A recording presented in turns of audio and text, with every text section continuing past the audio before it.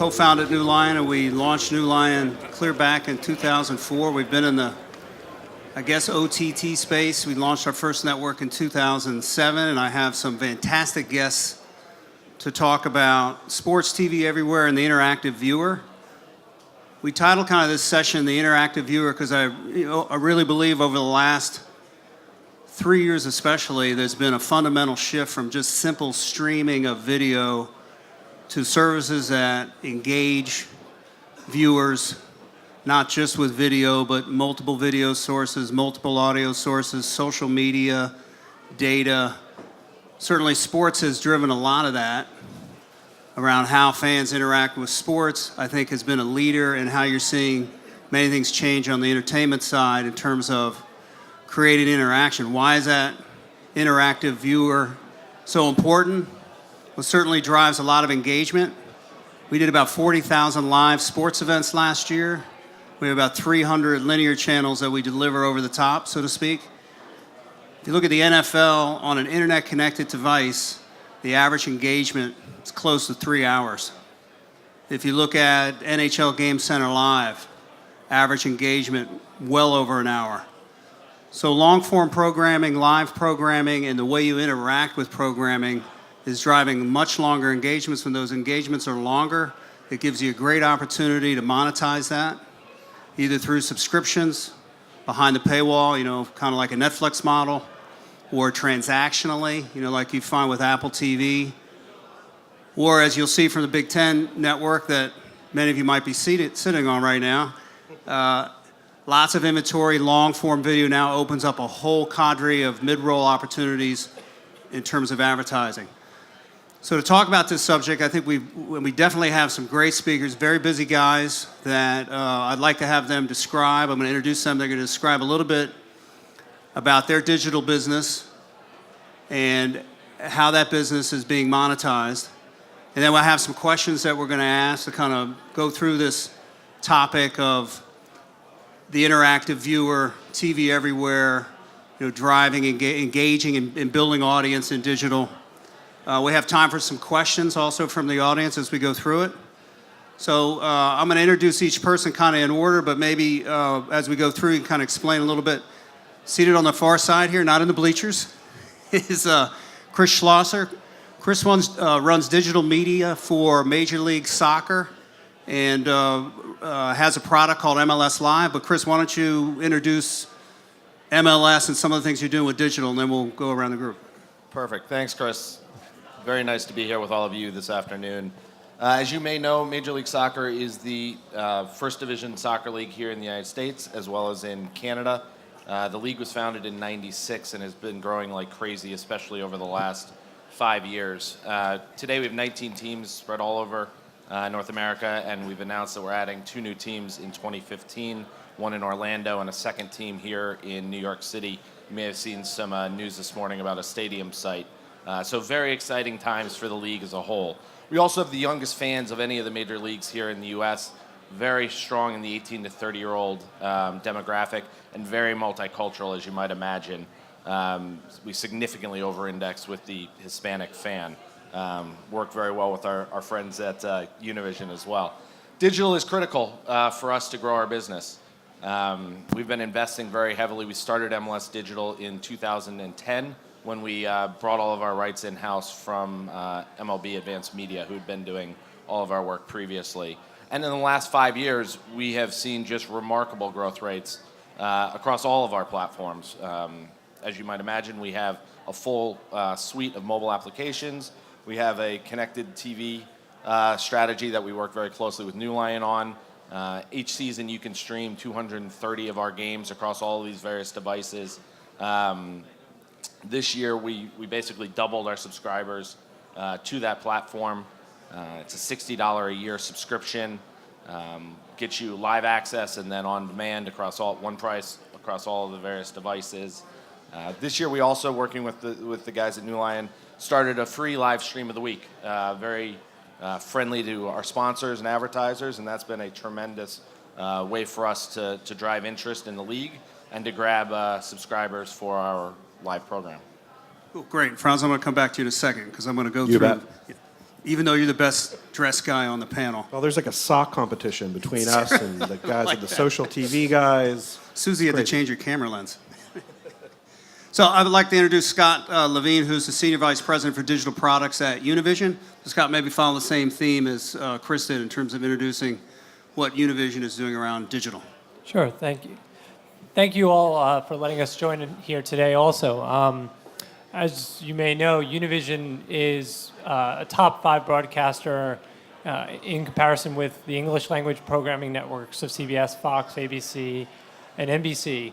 But in addition to that, we're the leading Spanish language destination with Univision.com. We've been doing this for many, many years, but when we really focused in, I guess, about 2012, really on the focus of us has been the shift to video. As a company, our tradition, our roots has been in being the heartbeat of Hispanic America, and really moving forward with video and getting video online was what we did in 2012 with the launch of Uvideos, which is an advertising-supported, TV everywhere supported product. So if you thought that that was the starting point for us for 2012, and that took us into 2013, 2013 became really about one of our core tenets, which is really about sports. And if you're going to pick one sport for us to really focus in on, it's soccer, right? Again, with our friends over here in MLS. And so for us, over the summer with Confed Cup, with Gold Cup, with leading up through the World Cup qualifiers, all the way through to the World Cup draw, and then into next year, the shift has not been just from video, but now it's going to become about live video and consuming of live video on every single device you want it to be. So for us, it's about getting to where our audience is, which is not just those PCs that everybody's using right now, but these magical devices that everybody's carrying in their handsets and their phones and their tablets, because our audience over-indexes incredibly like we've never seen before on this. And so this is where our focus is, and we're actually going to be working with New Lion on a lot of the stuff that's be coming from us over the next year, leading up through and including the World Cup. Great, thanks, Scott. So Perry Bell to my left is the Vice President, General Manager of Digital Media at Rogers, part of Sportsnet. Probably had the longest commute here, coming from Toronto. Perry, if any of you followed, recently the deal between the NHL and Rogers Media, very big transaction, which Perry will explain among other things. But one of the first big deals that included all platforms in terms of those rights, also included all of Canada. So this whole confusing thing that consumers have, certainly in sports, around in-market, out-of-market, blackout markets, all those things for sports, were all kind of solved in this recent Rogers deal. So Perry, maybe you can introduce Rogers Media and then talk a little bit about that transaction. Thanks, everyone, for having me here. I work for Rogers. Rogers is a company in Canada that has cable, wireless, and we have a media side with publishing, radio, and television. We are in specialty television, we're in conventional television, but our biggest and highest priority on the media side has been sports. We own the Toronto Blue Jays, we own the stadium in Toronto that the Jays play in, we own 37.5% of the Toronto FC, as well as the Toronto Maple Leafs and the Toronto Raptors. So we've got a very big interest in sports, and now we did this 12-year, $5.2 billion deal for exclusive rights. That's with a B. With a B. And we're beginning to peel back that onion exactly of what that deal is going to mean, but it is a very exciting time to be at Rogers in Canada. We are very committed. We are fans of sports ourselves, so we're very excited about the opportunity to try to make this a better experience for the consumer of sports. Because we're not just broadcasting, we're also team owners, we're also ultimate fans. So today I can talk a little bit about some of the stuff we've been exploring. We've done some experimentation in fringe sports like curling. We've done some great OTT as well as TV everywhere with soccer, with premium soccer. I am probably the second biggest cycling fan in this room. I met someone from Adobe who's just as big a fan as me. I'm hoping to do more in other long-tail sports like cycling, so hopefully we'll cover a few of these topics. Great, thanks. So I say Franz for last because Freewheel and New Line have done some great partnering together. And one of the reasons why I think it's great to have Freewheel on the panel, as we'll talk about, this experience moving more and more to long-form video and the opportunities to build inventory around advertising for live on any device, just like we're used to on television, is a big part of what we've been able to do together. So maybe you can talk a little bit about kind of macro level what's going on with long-form video and how Freewheel supports your clients. Certainly the Big Ten Network is one of those, but as an introduction, that'd be great. Yeah, and for those of you that aren't aware, again, thanks for the intro. Happy to be here with the rest of the panel. Freewheel's been around, a brief history, about 6 years. A good way to describe it is we help TV companies sell and monetize advertising like they do on television, just in any dynamically capable environment. So a lot of that's been IP in partnership with you guys on, for sporting, episodic content, for broadcasters, MVPDs, and also some of the kind of the best of the made for web, which are also experimenting with longer form and mid form content and mid rolls and pre rolls and more television like experiences. So we've recently announced our usual quarterly monetization report, which talks a lot about long form ad load growth, completion rates, TV everywhere growing 217% year over year. So we're starting to see across our customer base of cable, the cable programmers, broadcasters, MVPDs, and others, both here and in the UK, tremendous growth in long form, digitally consumed, dynamically servable advertising. So we're excited to be part of it. Yeah, and that dynamic advertising, it sounds technical, but essentially it allows you to move ads in and out whenever you'd like on any device in specific geographic regions, whether you're on smartphone, tablet, or PC. I think one way to think about it is it brings the best of what has been in sort of digital advertising, the targeting capabilities, data capabilities when appropriate, with the sort of sight, sound, motion of television advertising. So bringing those two together, being able to switch them, ads in and out, being able to redirect sales rights back and forth between MVPDs and programmers in a dynamically sort of capable way, real time, across any device, not just IP anymore, but also soon enough in set-top boxes, like we heard from Rick and Chris from Canoe. So that's all the world that we're living in.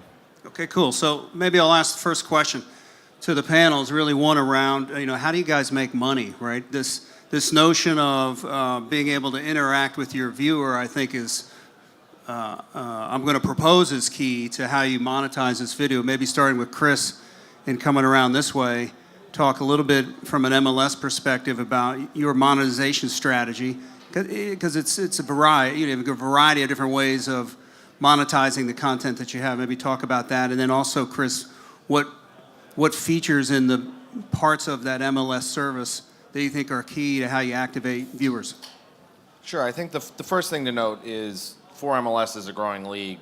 We view our investments in video and content first and foremost as a way to grow the league, to engage our fan base.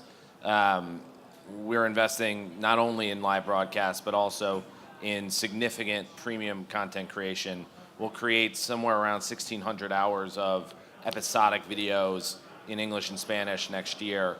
That'll cover MLS, that'll cover the world of soccer, that'll cover Spanish language soccer. And so for us, it's all about engaging that North American soccer fan. We also love to make money.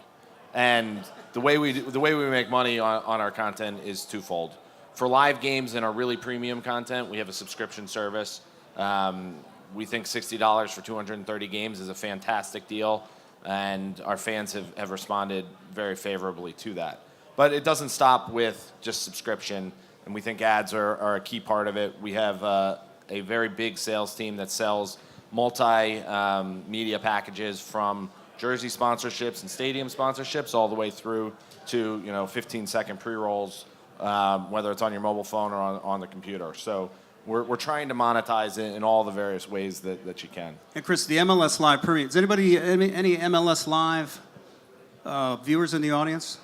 If you're interested in MLS Live, email me. We certainly can send you a promo code so you can check it out. But with MLS Live, without getting any subscriber numbers, that product's been around for 3-4 years? 5 years. 5 years, and how's the growth been over that 5-year period? Hockey sticking. It's unbelievable, and what really started out as a computer program, it was a way to watch, at that time, fuzzy video on your computer and a little screen. Today is all about connected devices, mobile devices, we still generate a lot of viewership on computers, but most of our growth is coming from the mobile platforms. We're up, multiple 100% percentage points in viewing on your phone or on your tablet. And that trend is not stopping, especially amongst our very young fan base. And what are some of the features in there you think that are sticky that help with, because you have to renew these subscribers and then you got to activate more subscribers as part of that growth, right? And in 2013, we had a 96% renewal rate from 2012. So the product has been very, very sticky. First and foremost, it's the quality of the video. It has to be there. It has to be HD. It has to be reliable. If you don't have that, nothing else matters. And so you have to do that, and the guys at New Lion do a fantastic job managing all of that for us. Second, we're really starting to move beyond, as Chris led off. It used to be, all right, we're just going to take the TV broadcast and put it on a digital device. But the world is changing, and now using all this great technology, we can start to create whole new experiences. Whether that's chat running next to the live video, whether that's data so that the fan doesn't have to leave the game and they can get really rich information about what's happening on the soccer field. Soccer has never been thought of as a data sport, but we're doing some really amazing things with capturing every touch of the ball. Our guys wear heart rate sensors on the field, and that data is beaming to a tablet that the coach has on the sideline so he can track all of the player performance. And so we're baby steps today, and I think over the next 3 years, really creating a differentiated experience that in some ways over time may be better than just sitting back and watching on your 60-inch TV. Great. We're going to swing around this way. So Univision, I would characterize, it's a big company.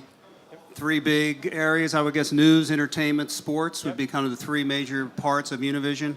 I know you have a very big, Scott, affiliate network, but maybe describe in digital the things you're trying to do around the products and how you're going to convert that into dollars. Sure. So for us, we look at everything as kind of the perspective of 4 key points for products. The first one is we want to build beautiful products that work everywhere. I love the word beautiful. It makes you feel warm and fuzzy, and should. It's kind of evokes an emotion. And the key point inside of that is that it works everywhere. Most of us are familiar with the curves of mobile usage and how things are going across those platforms. But to echo Chris's point, the usage is beyond hockey stick for us. Earlier this year, or actually only 2 months ago, we did the Mexico game against New Zealand, and it was the top digital streaming event for us since the last World Cup. And most of that usage was on a mobile device, on a mobile platform. That usage and that encouragement of the audience that wants to find it there is incredible. So that's the first one. Second one is a commitment to video. I think Chris's point was spot on with, it has to be there. It always has to work. It's like turning on your television. It must just turn on, but it also has to be something that's about engaging. When you're on a 3G network, you need to be able to watch the game, and especially on a mobile phone, that's really important. So our core, our tenets of who we are as a media company really goes back to give the consumers, give our audience video everywhere that it needs to be. The third point is really about social products, that our audience, Hispanic America, over-indexes on an epic level on social engagements, whether that's tweets, whether that's posts on Facebook, whether that's photos on Instagram, and letting their voices be heard. And there's no better place to do that than in sports, right? You see my team versus his team. I'm a Chivas fan. I'm going to scream at the top of my lungs about how awesome they are. And then finally, it's about bringing it back to the money. It's about bringing solutions that work for our partners, whether that be a media partner in advertising, whether that's pre-roll videos, and we work a lot with the Freewheel guys on doing stuff like that, to working with our distribution partners, the MVPDs, to making sure they're part of it with a TV Everywhere solution, to working with other companies and engaging them in new, innovative ways. It's not just about pre-roll videos. It's about in-stream interstitials. It's about engaging the audience in experiences that really bring both brands and consumers together, and our content. And when you can do all 3 of those things together, you really have a winning solution. So that's where we spend a lot of our time on, is bringing that kind of message together. So Scott, your viewers are, for the most part, subscribers that have a pay TV relationship, right? Yeah, for the most part, right? We work very closely with our TV Everywhere partners, most of the major MVPDs, to being able to deliver content, and then beyond, right? Most of our usage that we're starting to see is on a mobile platform, and that's incredible. So when you start seeing consumers that are just watching a 3-minute highlight or a clip or a recap, it's not just the long form, it's the short form that's driving that type of usage. And that creates new monetization opportunities for all of us, right? Whether that be, again, pre-roll videos. And that's not subject to the traditional economics of television, right? In terms of the relationships with the MVPDs and others, or is it? It's part of how we work. We work with those partners every single day, right? That's one of the big things that we do at Univision. We spend a lot of time with our MVPD partners to make sure that we deliver content that works for them, for us, and again, for our media partners, our advertisers. Because when you do that well, we hit it on all cylinders, and that's a great thing. And I'm one of those partners. I'm a Cablevision subscriber. So maybe I'm in the space. This whole thing of authentication has never really been a big challenge for me.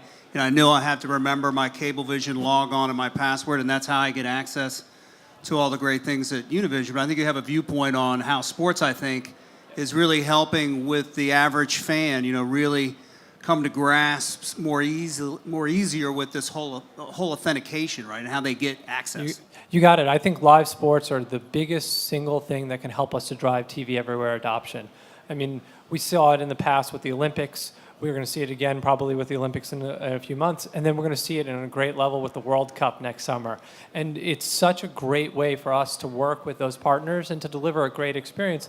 It's a little something that we as an industry have to work on and make it easier for consumers to get in and get over that first hurdle to getting in there, and then unlocking all this potential for them on this content that's available. And that's something that we're all focused on. It's part of the reason we partner with New Line. It's part of the reason that we partner with lots of industry leaders to make this a great experience. Remember, my first starting point every single day when I wake up is build beautiful products. So we have to do that for our consumers, and that's where we start with this.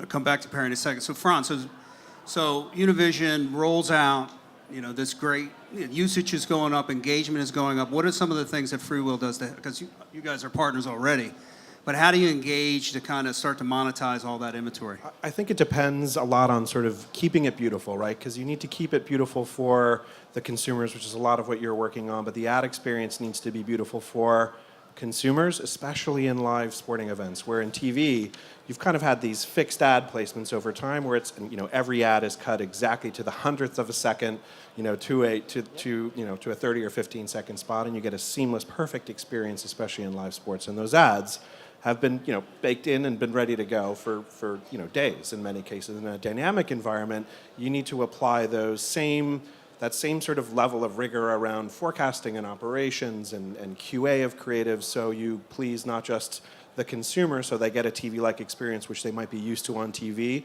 but also obviously the advertiser, not just in the visual experience but in actual delivery, right? And I think that's where we do most of our work in these live events, and then also being able to adjust ad loads up and down dynamically for short form or mid form, or if you're undersold or oversold in a particular chunk of inventory, turning it up the ad load for a period of time so you can catch up and hit your financial goals, and then turn them back down to avoid user burnout in terms of ad loads and completion. And that experience is important because a lot of that happens server side and not player side. So the ad experience of dynamically moving in and out of ads, back to live programming, back to just like you would expect from regular television. Yep.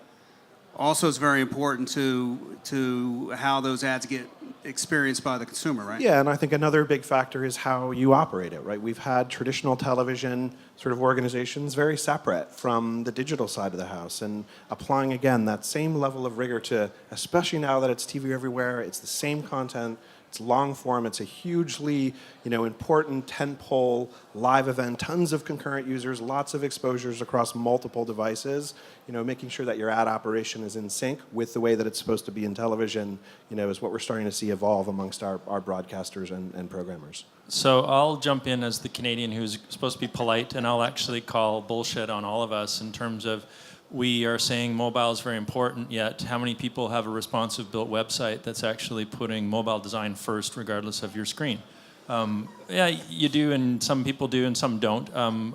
The experience is really important. The advertising experience right now, sports is a little different in terms of for the long form linear, in terms of it is that same content. But on short form content, the 30-second forced pre-roll, the panel two earlier where they were talking about the experience on a you guys call them DVRs here, we call them PVRs.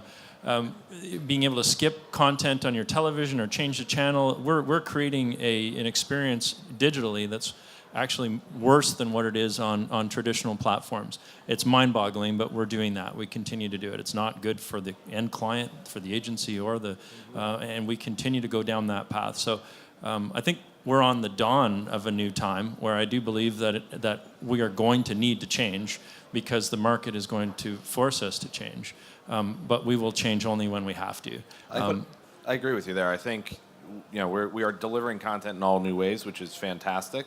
But it's still, I think, confusing and challenging for the users to figure out, do they go to the Univision app? Do they go to the MLS app? Do they go to the Comcast app? Do they go to, where can they find the game that they want to watch? And which account do I need? Do I need the MLS account? Do I need the, my TV account? So is the NSA going to track my login or something? And then I think we have a long way to go in smoothing that out. But what we hear from our fans every day is, I want the game and I want it on whichever device I happen to have with me at that point in time. Yeah, wherever I am, I want to watch this. And so in terms of, in Canada, we have a little different because all the major media companies are also owned by the major communication companies. So we have vertical integration, which makes life a little harder as the GM of Sportsnet. I really care about my Sportsnet subscriber, and I really don't care if they come from a Rogers cable or from Bell cable or from Shaw, and those are our big ones in Canada. I care that they want to be connected to my brand, but I also have to be sensitive that there is no Rogers Media stock listing on the exchange. It's Rogers, and it's all part of it, so we have to do things to make sure we operate as one company. I actually want to expand on the Sportsnet business model because I think it's a unique model.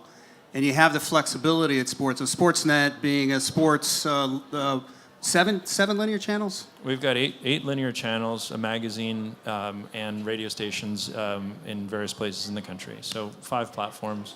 Okay, and so one side of the Sportsnet model is the affiliate side. The other side of the Sportsnet model is a kind of a B2C model where you can actually connect, go direct to consumer with a credit card and activate them. So I think that's interesting that you have the flexibility to do both. Maybe Perry, talk about that a little bit. Yeah, that again speaks to the challenge with really connecting to our audience would be, I think there would be, in the US you would see ESPN going out and offering a little more OTT and HBO Go, which I think they're playing with in Scandinavia where they're actually doing some connection directly with consumers. We're playing with a little bit on some products. With Premium Soccer, we do offer it's an expensive add-on to your cable. It's a little more expensive to add it on or to buy it separately with us, but we're giving soccer fans an opportunity to go directly to our brand to capture the BPL, for example, or many of the Champions League and a bunch of great content. In ways that haven't been done before. And I mentioned curling as well, which we've done it in curling, and it was a great start. We had about 60 people subscribe.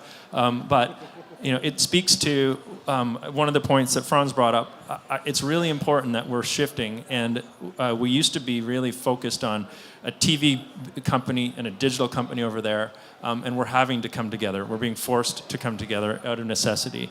And it's been amazing to watch. The TV people are learning words like agile.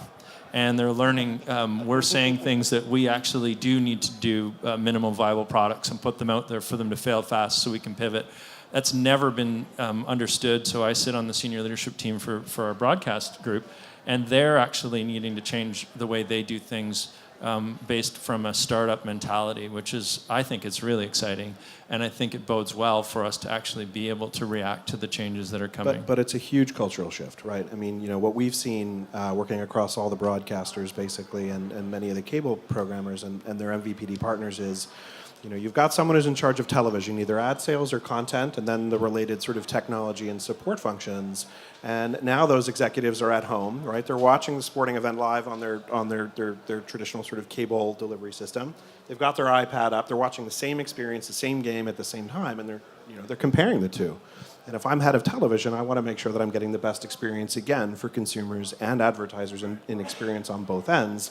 And that doesn't always happen in digital, right? I mean, what we're seeing is that the television executive leadership are taking over, right? And especially when it comes to if this content is part of the television ecosystem.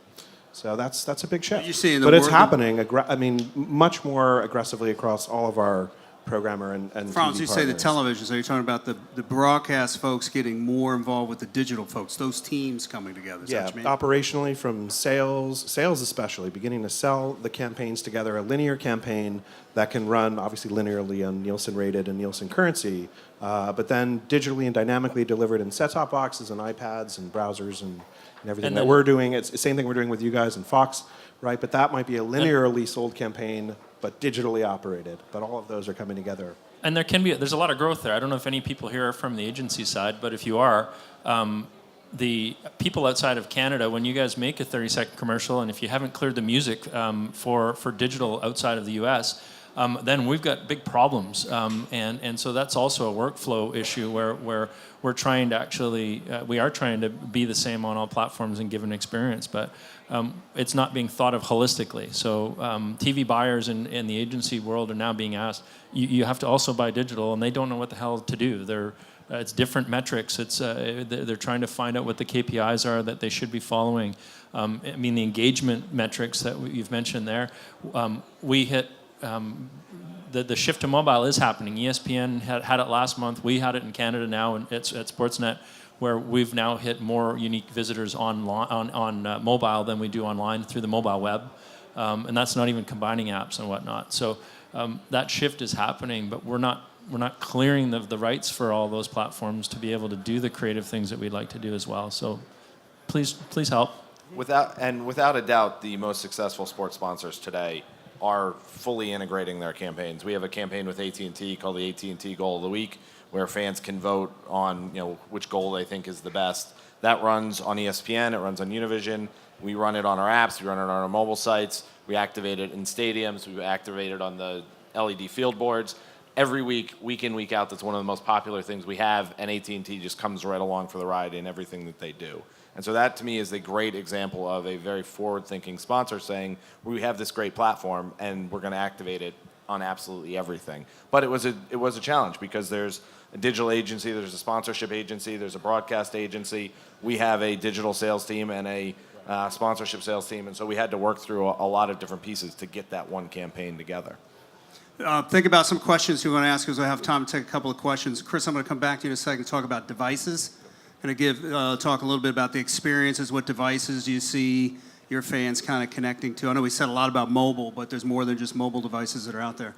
But Scott, on this notion of being able to have different strategies for monetization, right? Whether you go through a partner that's a pay TV operator, you go direct to consumer.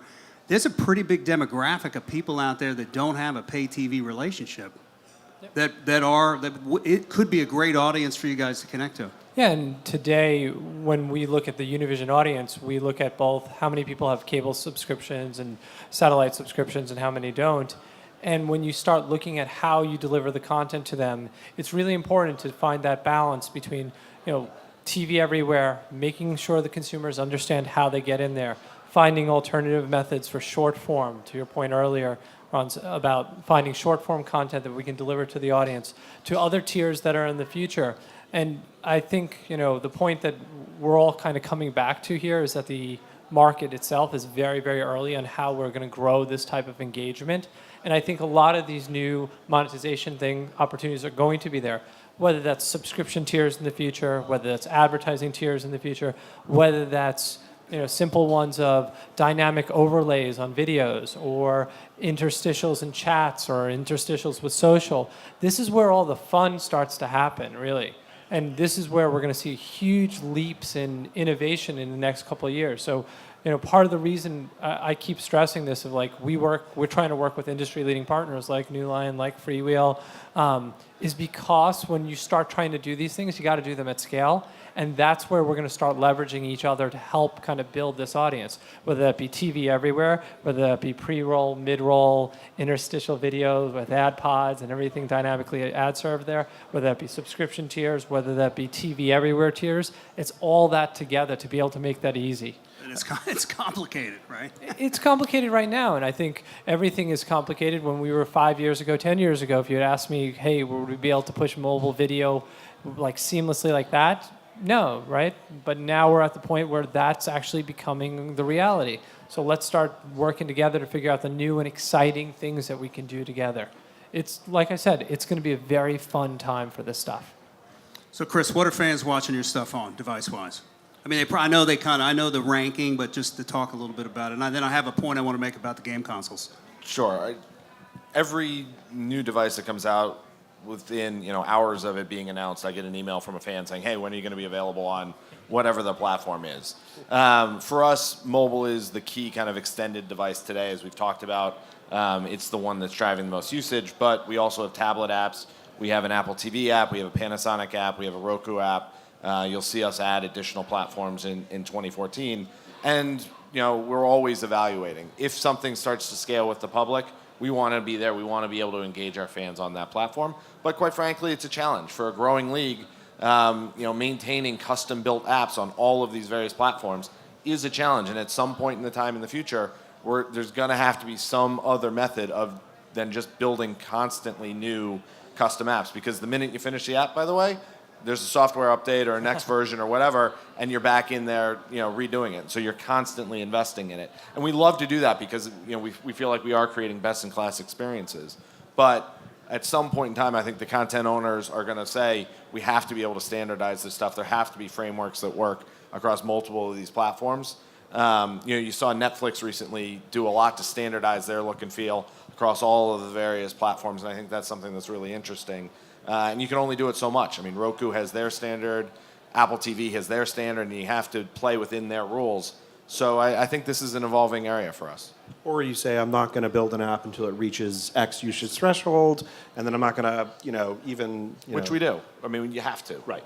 Or I'm not going to monetize it until it reaches X threshold, right? So experimentation versus sort of production. And I think there's an opportunity also for working with some of these partners to try new things, right? Everybody here is tried and true on an iPad or an iPhone app or an Android device, but Xbox One just launched, and we just launched an app with them. So that's going to be a great experience for us to try some new things there that will leapfrog and set us up for the next generation of mobile devices and so on. So it is challenging, but it's also the flip side of that is you get to try some new things every single day. And the Microsoft announcement is pretty interesting if you follow. That Xbox One has a frame rate that's twice the speed of regular broadcast television. Twice. So you get a 6 megabit feed, NFL, twice the frame rate on an Xbox One, all with voice commands, with the ability to bring up, ways to connect with your buddies through social media. Really great experience, right? And I think creates another opportunity to kind of build around this interactive viewer, which was, one of the topics of this session. Really cool stuff.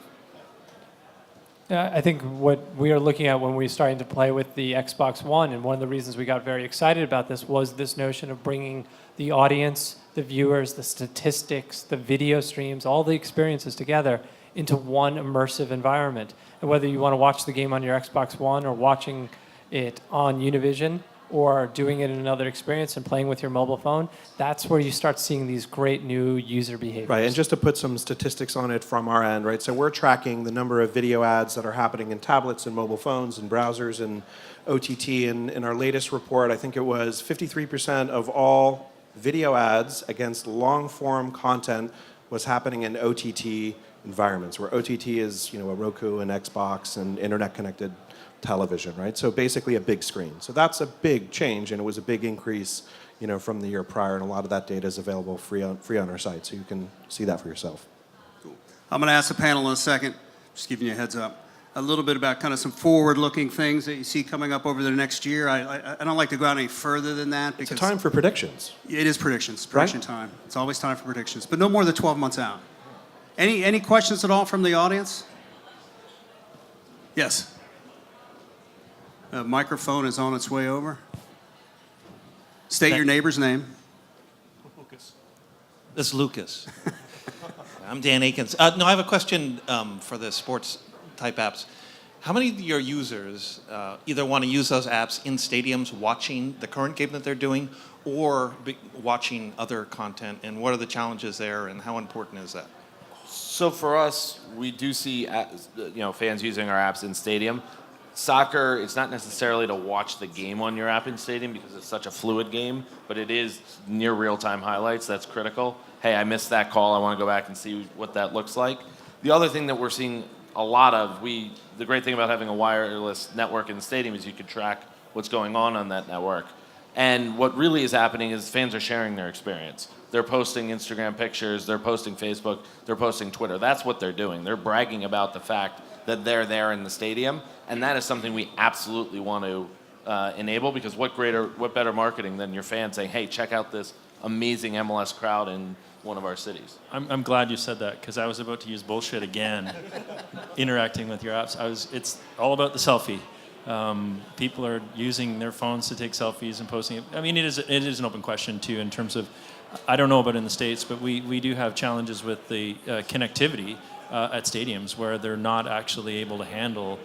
We do too. Yeah, so that's also a real challenge, but that is something else I think is going to change and progress, and to try to increase the engagement while in stadium. It's definitely on the roadmap.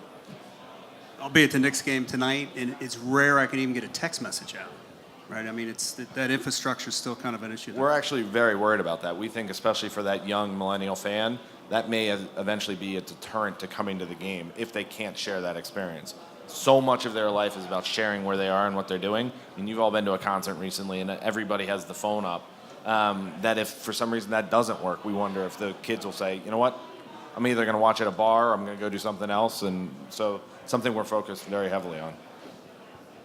Another question from the audience? Yes. You've talked a lot about second screen experiences, but I'm curious about integration with the main screen. Have you had any successful stories about that, or hit any roadblocks due to technology? Define the main screen. Meaning like your main screen in the TV in your Your home. TV connected to a set-top box. Yes, exactly. So for us, a lot of the story that we keep telling is about how we bring all these platforms together, whether it's linear and digital. And for us, it started actually a lot of those integrations with social. And so we've been doing a lot of work on bringing social engagement, especially when people are talking about what's going on, right to screen, and bringing both fans, advertiser partners, all into that kind of circle. And it's been really successful for us, both from a sports perspective, news perspective, entertainment perspective, all around. So the kind of completing that circle, it's one of the things that we pay a lot of attention to, of how we keep the fans, how we keep our audience engaged, again, on whatever screen you want. We want you to be part of that experience. And the experimentation is definitely happening into that big screen. So Major League Baseball is a great example. We produce a pitch predictor now, even on Fox as well in the U.S. The locations of the screen is getting used more for more information, more stats, more real time, and that's based on the expectation of that coming from other platforms for sure. Okay, we got about 5 minutes left, so maybe we'll go around the horn, so to speak, from kind of outlook, predictions next year. What are new things that you're working on at Major League Soccer, Chris? First and foremost, soccer will be huge next year. World Cup, I think that's a gimme. You got to increase the ad load in those soccer games, right? There's like one break. One break. It's terrible. And from a technology standpoint, I think we will cross 60% of our consumption on a mobile device versus on a PC. We're at 52 today, so. For us, we're doing a lot of work in and around with programmers and MVPDs around sort of set-top box dynamic insertion. I think that's finally, right? In this industry, we've been talking about it for dangerous years, world in there. It's pretty but I closed do off, right? think there's going to be serious advancements kind of middle of next year. I'm hoping for flying cars, really. for us and where we are at, it's all about hockey next year, and we're hoping that this is actually going to be a catalyst for other good fan experiences in terms of trying to clear up some of the confusion that fans don't understand why they can't watch the content because there's a blackout and things like that. So we're going to be spending the next 8 months getting ready for next October, and for 12 years beyond, there's going to be a long shift. Mr. Bettman put his hand on my shoulder when we announced it and said, you guys in digital are going to be very busy because in 5 years this deal will become really clear that it's not a television deal. And so we've got a lot of work ahead of us. So that's from my area what's going to happen. And to kind of tag on to that, I agree with NHL. This whole interactive viewer, I see more and more of that happening over the next year, which is going to drive more opportunities either for ad or other forms of monetization. If you haven't watched NHL Game Center Live, just to give you a sense of things you can interact with, you can get a home video feed, depending on who your favorite is. You can get an away video feed, depending on your favorite, a home audio feed, an away audio feed. You can bring in all the live stat feeds, which include live line changes. You can render everything on a virtual ice rink, and you can go back and look at highlights based on goals, shots, saves. You can sort that yourself. You can bring up your Twitter log on top of everything I just said. So that is a form of interaction that is going to happen more and more and more, and I think that actually changes the experience of that one-way conversation with television, which is the big screen, because of the way, certainly, I'm not in that demo, but certainly younger audiences really aspire to connect and interface and be interrupt-driven, and I see more and more of that happening. I think, can we have a side of fries with that too? That'd be fantastic. I think for us, it's really going to be about that blend of making beautiful experiences that are really easy for consumers to get into, especially around when we start bridging that gap of making it easy for TV everywhere, making it easy to monetize the content, bringing our partners along, and making the audience really be singers for all the types of content that we're going to have here. Once we make that easy, I think that's going to be the next year, is really cracking the nut on bringing that experience that's a fantastic, beautiful experience for all of us. Agreed, guys. Thank you very much for your time. Thank you for your attention. Appreciate it.